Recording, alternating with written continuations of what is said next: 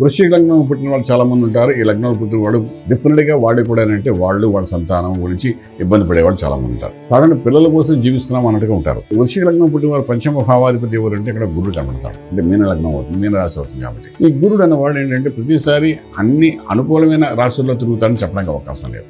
ఒక్కొక్కసారి సంవత్సరానికి ఒకసారి ఒక రాశిలో తిరుగుతున్నప్పుడు ఏంటంటే తన శత్రు క్షేత్రంలో కూడా ఒక్కొక్కసారి ఉంటుంటాడు. అటువంటి పిల్లలకి కొంచెం బలహీనపడే అవకాశం ఉంటుంది. పిల్లల యొక్క డెవలప్మెంట్ బలహీనపడే అవకాశం ఉంటుంది. మీ జాతకంలో పిల్లల యొక్క పరిస్థితి కానీ బలహీనంగా ఉన్నప్పుడు ఏంటి దాన్ని మనం బలోపేతం చేసుకోవాలి.